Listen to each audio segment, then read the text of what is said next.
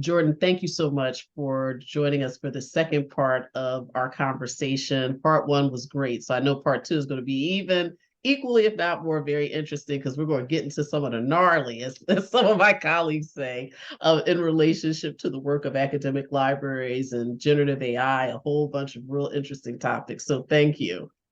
Yeah, thank you for having me again. Absolutely. So, Jordan, many of my colleagues in academic libraries are interested in decolonializing our libraries by addressing historic legacies within our collections, the ways in which we go about course-related instruction, and even in some parts, our physical spaces and how we prioritize certain images, certain objects, certain art, and how those things can center colonialistic practices. So, what are your thoughts on where librarians, library workers, administrators should begin in this really critical and important work? Sure. I know in my work, I get a lot of inquiries from librarians and ask, what's the list of books I should buy to decolonize my library? And yes, that is a component of the process, but it's not the only step, right? That's almost like the check the box. Because if Yes. you have this amazing collection of literature from native voices, but you yourself aren't on the process of a decolonial mindset, how are you going to push students and other people engaging in your work to those things? And so I really think that you have to do more than just buy books by native authors. Two really amazing examples that I wanted to give in a previous life and working in high schools. I had a native colleague who was our librarian, and the work that she would do to physically change the space to challenge students to, on a daily basis, engage with something that was not from Western thought is vastly important. The setup of a space and the design of a space can really change the interaction and engagement of the people using it. And so on a regular basis, once a month, things changed in the space that brought a new piece of visual art, a new voice, a quote, something that challenged the students to engage with that and then ask questions about where it came from. So yes, there are a lot of native authors and representation in that library, but it's the work that happens on a regular basis by the librarian themselves to get the audience to engage and to think about it.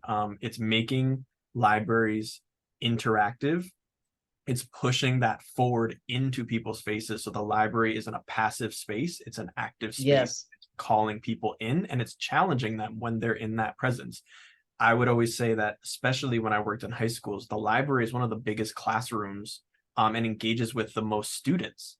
When I taught history classes, I might have 18 students in a class, where my colleague in the library was dealing with the entire school in one moment or another during the week. And so that's a really important space. The other one that I would shout is Julie Five-Ash at the Tozer Library here at Harvard. The work that they have done to reimagine that anthropology space is amazing. So it's not just books, it's zines, it's other pieces of knowledge that you don't just get in literature or in like these big tomes of history. It's how you create the space. So is it inviting in a way that doesn't feel like a claustrophobic kind of Western view of a library? And so Yes. her sending out or them sending out their newsletter talking about what's happening in native spaces and libraries and others across the country, showing that it's not just happening in one space, but it's happening in many spaces. It's really creating that coalition and that network.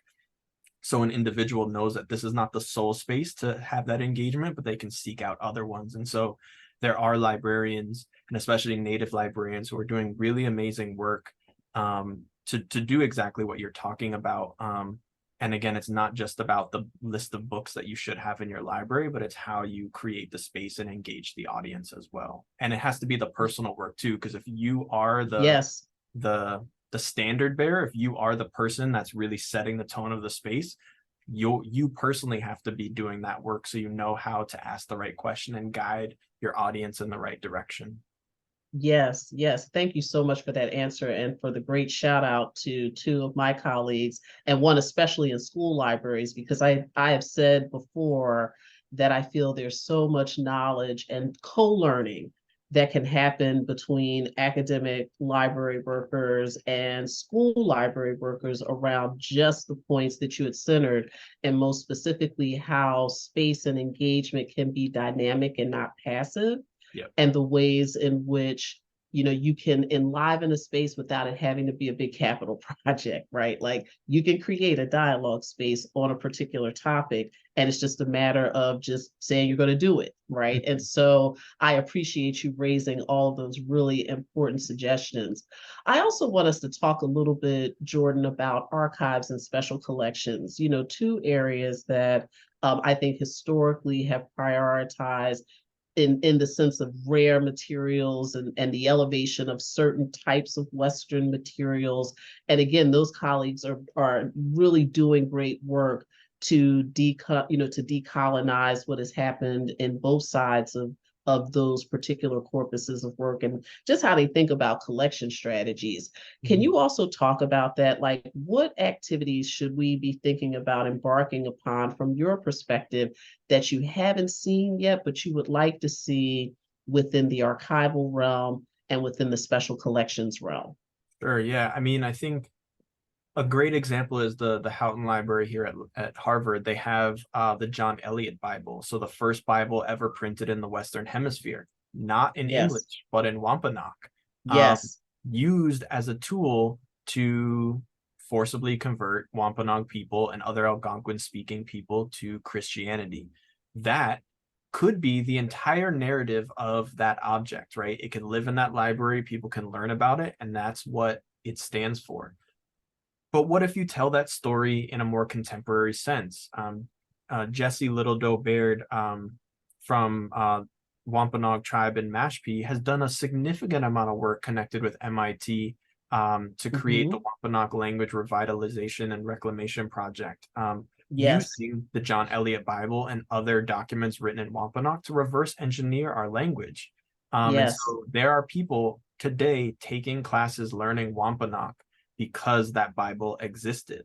And so I would say for those who are curating and collecting and kind of being the stewards of these older and more rare objects in our libraries, doing the work to create a more holistic story around them, right? Again, centering the voices of the people that engage with them. You could talk about John Eliot for days, and more people would know about John Eliot than Caleb Chisatimuk, the first Native American to graduate from Harvard, right. Jesse Little Doe Baird, the Wampanoag Language Reclamation Project, right? But how impressive and important would it be for those voices to be lifted up when people think about this object, right? It doesn't just have to be about the name that's on it, or the tragic history connected to it, but also the really empowering pieces that come from that, and centering Native voices around the John Eliot Bible instead of colonial voices.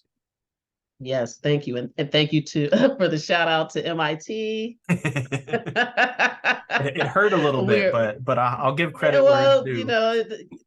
we're happy to always shout out the cousins down the street when it's appropriate. And so thank you for that as well, because it's an important point around the partnership between the two of us around technologically enabled materials, right? Yes.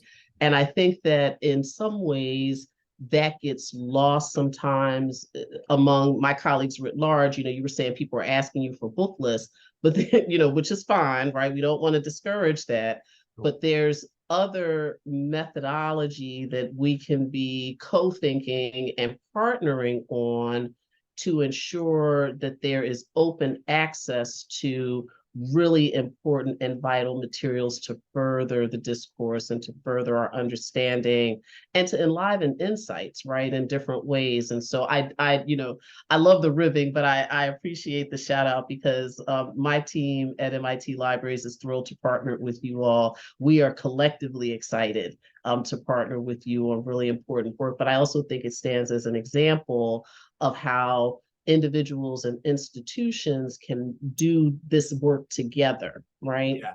because I think sometimes people think of doing it in isolation, and or there's this sense that, there's some embarrassment, I don't have these types of, tools or resources, but to understand that there is a broader community that is interested in advancing this work.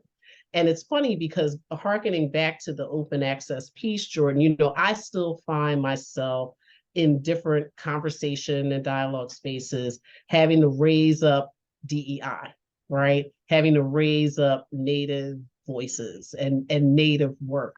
And it's curious to me why there's a barrier in my mind within higher education around putting or centering more Native American culture within open access scholarship. Like you talked about it a little bit in part one around some barriers to tenure and perceptions of open access being lesser than the written book. But I'm really interested in hearing your perspectives more on why do you think this remains a persistent challenge?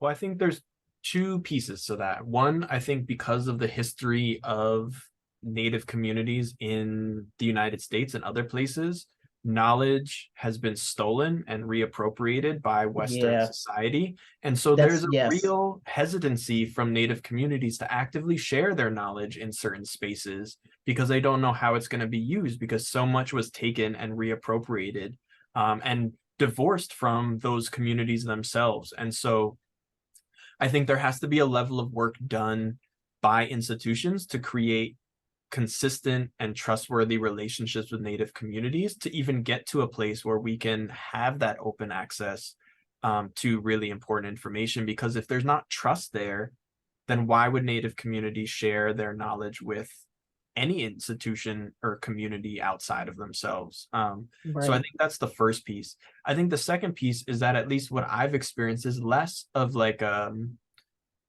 pushback against it and more of a worry from institutions to mess things up, right? We want to do Mm, good, but we don't know how to do it. And then if you don't have the voices in your community to help guide you and give you reassurance that you are doing right, you are a rudderless boat, right? And so if there's a right. lack of Native representation at your institution, you lose the ability to have that moment. And so I always will say, if you have to have more Native people in your institution, like for anyone, if that's the first step, it's like how many Native Yes. tenured professors do you have? How many staff members working in these places that you want to be indigenized, right? You want to be decolonized.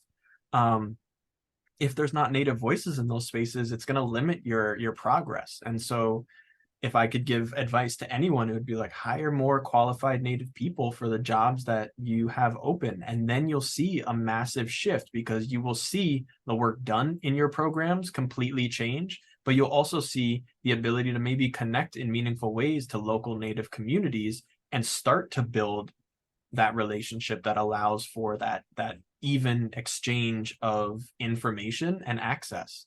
Because I would say if you want a Native community to share their information with you, what are you sharing with them to make it mutually beneficial? How many Native Right. students are you bringing into your institutions from those communities? If you don't have any Wampanoag students at your school, why would the Wampanoag community outrightly share their wisdom with you? And so again, I think it has to start there and it has to be consistent over a long period of time to really see benefit. Yeah, thank you so much, excuse me, for that really important piece because, yeah, right. I mean, one would think that that would land like right, like right at the heart of it. Like we should have more Native Indigenous people working for us, right? Yet we do throw up kind of the barriers, or and part of the barrier is the fear, like I'm gonna mess it up. So I Mhm. appreciate you giving people space to say it's okay. We can do these things incrementally, yet you still have to have an intentional gaze on the compositional mix of who you have within your respective institution that can help to guide some of this important work as well. So thank you for that. One of the other things that I could talk to you for hours. So just in the spirit of just transparency, I'm gonna try to make this our last question or somewhere around the last question.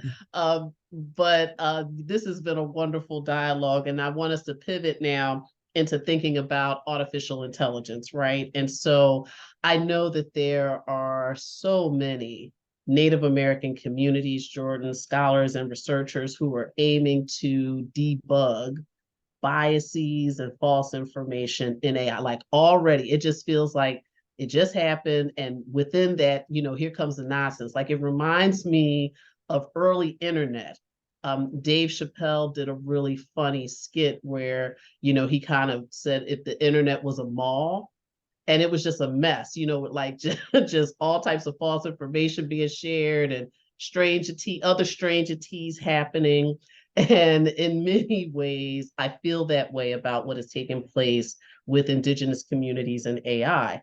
And so there are many people that are trying to also embrace AI to advance critical cultural history. And so, how are you thinking about striking this balance between exercising caution, yet also really taking on strategic management of AI to ensure that Native American history within AI tools are as accurate as possible? That's a really good question. I think in academia, like the large language models are at the forefront Yes, of the conversations that are happening in schools all over the place.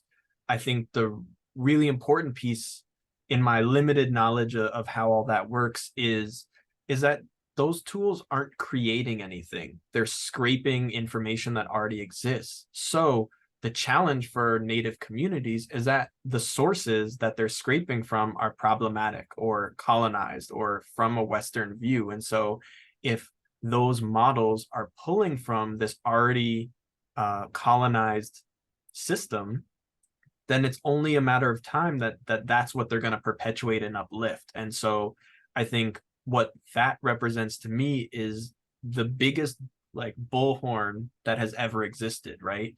That the internet can connect to everyone, right? In a way that we have not seen in human history. And so if yes, colonial ideology and values and the erasure of Native Americans is part of that history and the information that those systems are pulling from, those are the things that are going to be amplified. And that's where I'm worried that mm-hmm. if Native voices aren't being centered before these technologies existed, how could these technologies amplify Native voices, or are they going to continue to amplify the erasure of Native American people, communities, history, culture? And so that's the worry I have. But I think with every great advancement in human evolution, there's the opportunity for things to change. And so, again, Yes, if there are Native voices or marginalized voices in the development and creation of these things, then there's opportunity. But the reality is, I don't know how many Native people are at the center of these moments, right? I right, always turn back to the self-driving cars, right?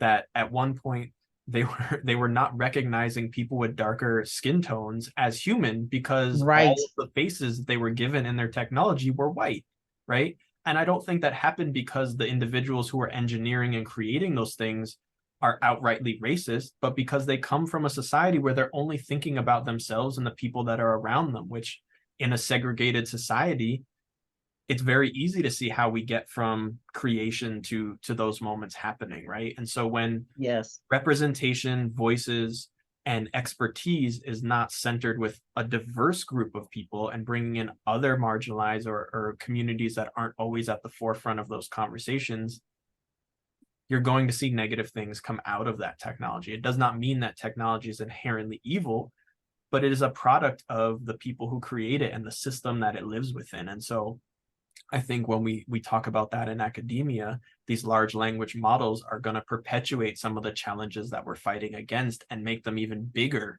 than they are in previous iterations. Yes, I agree. And you've raised an important piece around large language models. And one of my biggest concerns, Jordan, is that right now the tools are not being built with native languages in mind, right? And so even if we were to use a tool, for example, like Otter, which many institutions rightfully so have adopted, If we were to start generating a conversation in your native language, Otter would probably send us back some scribble, right? Or something that is completely gibberish. Yep. And most recently, I've seen some things come out of the African nations who are now starting to have a conversation that, we need an African AI. We need an AI that will be able to, identify our cultural artifacts, our languages, our ancient languages, and not, gamify it, or create it in a way where it furthers mythology, but that it can actually be leveraged, as an essential research tool. And so I'm curious in hearing, how are you thinking about the work of your office in kind of this big sphere? Because it's a big sphere that's now come quickly on many of our institutions.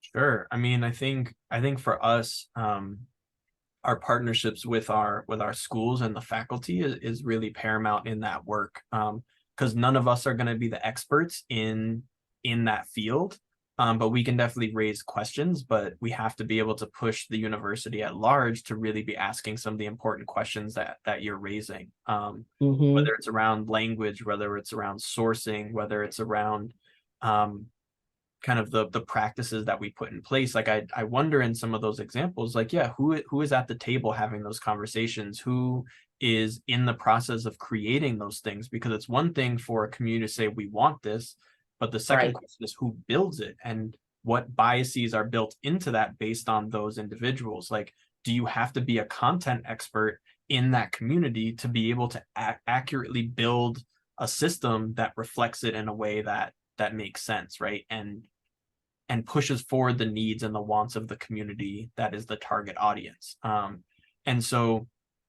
I think for us, it's about raising questions. It's about bringing coalitions together, because no one person is going to hold all the answers or expertise, but getting the right people in the room and being a part of the conversation at its founding and at its start, I think is paramount. So if you're going to try and do something for a community, that community has to be at the table from the very beginning and have an active say in what's happening and be a part of its development, not just giving you the information and then you run with it and bring back your final kind of piece and say, here's what we built. But it has to be a Right. reciprocal, consistent relationship. Yes, yes. Jordan, thank you so much for both conversations. We really appreciate it. It has been a delight and a treat to have this conversation with you. Shout out to my co-Temple University graduate in African American Studies, T for Temple U, Owls are everywhere, all of that good stuff. And congratulations again on your role at Harvard. We're so happy to have you in Cambridge. Thank you so much. I really appreciate the questions and the candor, and I appreciate the platform to share some of this. Absolutely. Thank you again. Thank you.